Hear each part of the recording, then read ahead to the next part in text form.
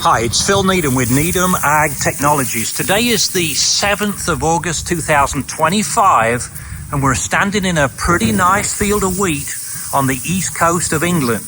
The latitude here is about 54 degrees, and for those of you in the US that are familiar with Saskatoon, Canada, Saskatoon is 53 latitude. So we're further north than Saskatoon relatively in England, but because we're on an island that's surrounded by water, in fact we're 1 mile from the sea, right where I'm located right now, we've got a much milder growing season for wheat. In fact, sometimes the wheat barely goes into dormancy. It grows almost all year round. So in this area, they often plant wheat in mid-September, sometimes early October, and they're just starting harvest in this area right now. So it's almost got a 12-month growing season. Not quite, it's got an 11-month growing season, but it's got a much longer growing season than what you'd see in Saskatoon or lots of areas in the US. And that longer growing season is huge from a point of view of forming yield and creating yield potential, as long as you can protect it and create it, obviously, with the right seed, with the right nitrogen rates, the right fungicide packages. You've got to keep the crop standing up.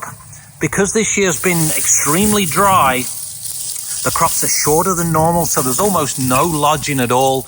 But in a year where they get more moisture, we have to use growth regulators to keep some of the denser canopy standing up. The field next to where I'm located, the highs on the yield monitor are showing 17 tons per hectare, and that's just a small area, but that would equal 254 bushels per acre, which isn't far from the world record yield on a field averaged by Mr. Tim Lammerman, who is approximately 10 miles away from where I am now. I had the chance to visit Tim 2 or 3 years ago, learning some of the wheat management practices that he used. He was extremely gracious to show us around for a half day on a rainy day. But a lot of the principles that are used for high yields have been implemented in fields like this. So this field, I've done some counts, it has around 600 heads per square meter, which isn't super thick by US standards, but look at the head sizes on most of these wheat heads.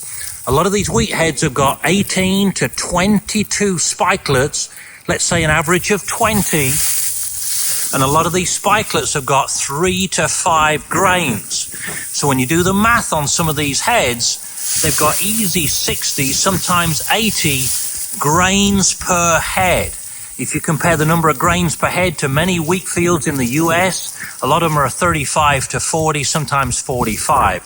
So we've got almost twice the number of grains per head here, with a similar head density as what you'd have in the US, roughly. So most of the high yields are coming from the number of grains per head, which is partly contributed by cooler for longer growing season. We don't see the highs. Generally in this country, if it reaches 85 degrees Fahrenheit during grain fill, that's hot. That's very hot. But the nighttime lows are generally in the 70s if it's 85 in the daytime. So these are all factors which contribute to yield potential. Hi, it's Phil Needham. It's the 7th of August 2025, and this is one of the better wheat fields I've been in this year. I think the head population on this is quite a bit higher. I've not done a head count on this, but this is on the high end. Still not a lot of lodging. Most of the wheat is short because of the dry weather, but the head population on this is very good. The head size isn't great, but there's a lot of biomass here, and it takes biomass to generate high yields. Narrow rows again, 5-inch row spacing. The narrower the rows, the higher the yields. We see that in every trial, pretty much everywhere where we do research. So a good looking field of wheat. I'm sure the nutrition on this was good. The fungicide package was good. It's very clean. Most of the grain sizes this year look very good. As long as there isn't more rains to deteriorate the test weights, this should be a very good field of wheat. This is actually pretty common English harvest weather. You've got blue sky over to the east with white clouds, and it's raining here. The class 780 is moving right along, not as fast as it was, but it's raining all the way around me. There's another combine still working over there, raining over there in the distance, but the class takes it pretty well. This is a 780 in Nelson winter wheat.